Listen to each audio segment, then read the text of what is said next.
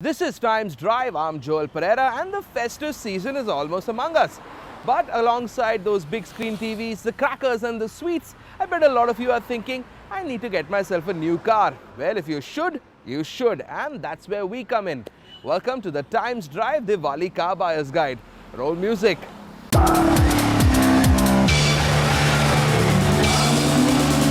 Now, when we decided to create this list, the first thing we did was sit down and put together all the car models that Joe Public can choose from. And that's when we realized that there are upwards of 100 models. Ranging from the cheap Tata Nano all the way up to the Bugatti Veyron Supersport, with which a sticker price of almost 25 crores, you'd have to be richer than the goddess Lakshmi herself to buy. And so our crack research team and I decided to take a closer look and narrow it down. Times Now was only giving us a half an hour in which to complete this list, and we had to be a little more selective. We decided to focus on where the bulk of the action was. More than 95% of all cars purchased in India range from the 1 to 25 lakh rupee price bracket, and that's where we'd focus too.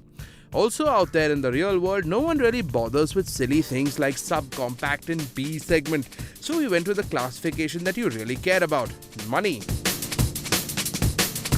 Now, we've broken our categories according to price, and if you have between 1 to 5 lakh rupees to get your car out on the road, here are your options.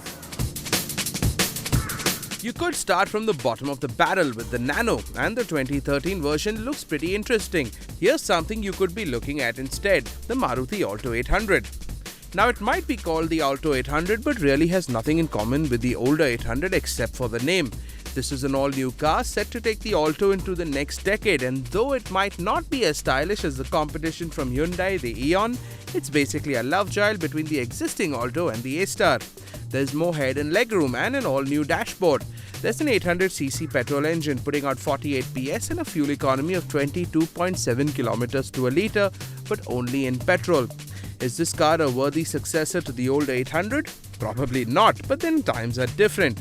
Is it a great starter car to buy this Diwali? You bet. Like we said earlier, competition for the Alto 800 comes from the Hyundai Eon. In our opinion, a funkier looking little thing. In Hyundai fashion, you are spoiled for choice, beginning at the bottom of the barrel Delight variant all the way up to the top end Sports with the Z version, where you're getting high-end kit like airbags and keyless entry. All Eons share the underpinnings though: an 814cc petrol engine putting out 56 bhp and 76 Newton meters of torque, more than sufficient for the urban and semi-urban driving that most people are going to do in an Eon. According to the ARAI rating center, you're getting 21.1 kilometers to a litre of petrol, and that's a magic number for a lot of the car buyers out there. You've also got decent interiors and enough space for 4 adults. Now, staying with Hyundai, they've managed to find a gap between their subcompact i10 and the larger i20 with a car that they've launched this year called the Grand i10.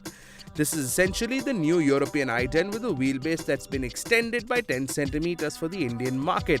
And as far as small hatches go, the Grand i10 is a cracker.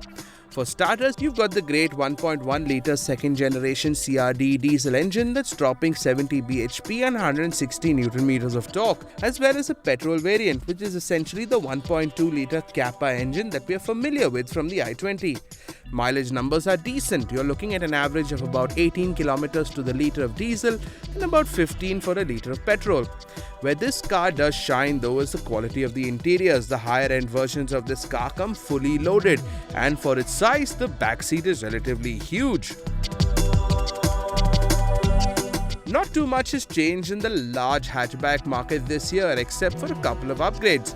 For instance, the Honda Brio, which in our book one of the finest city hatchbacks, just got an interiors update, as did the Micra. However, VW did give its hatchback, the Polo, a little more than a features upgrade. For one, you've got 2 hot hatch variants called the GT TSI and the GT TDI, and with these cars, VW's gone all out. You've got a turbocharged 1.2 litre petrol, and that version comes with a super slick 7-speed DSG gearbox, as well as a 1.3 bhp 1.6 litre turbo diesel. Sitting at the top end at the Polo spectrum, both cars are otherwise identical from the common variant, with the exception of the GT badging on the grille. but that's where the similarities end. Where the regular Polo's 3-cylinder engine struggled for power, the 1.2 TSI petrol and the 1.6 TDI diesel sing in a car as small and light. If you're looking to have some fun without completely wrecking your credit rating, look no further than the GT Twins. On the other hand, if it's just style you're looking at without any substance, you could have a gander at the Cross Polo. Supposed to be a rugged go-anywhere version of the Polo, what the Cross Polo turned out to be was a disappointment with cladding, scuff plates and not much else.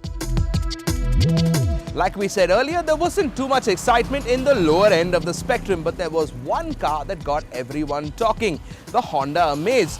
Not because it was an entry-level practical sedan car, but because it was the launch of Honda's first ever diesel engine.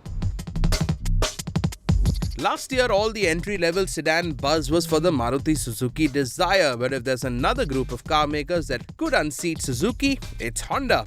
And to do that, Honda literally went to the drawing board and created something they call the Earth Dreams engine. And this is where they've stuck it.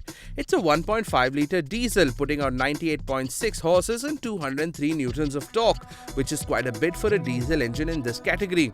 As with other Honda engines, this one is an absolute peach. Slip the car into gear and the Amaze will zip forward. Power delivery is as flat as a well-made dosa, and you've got no sudden surges or turbo kicks. Attached to the engine is a 5-speed manual transmission, and the clutch is nice and light for a diesel, needing only minimal shifting. On the inside though, it's a bit of a mixed bag. Compared to the Dzire, the dash and driver interface do feel a little Spartan.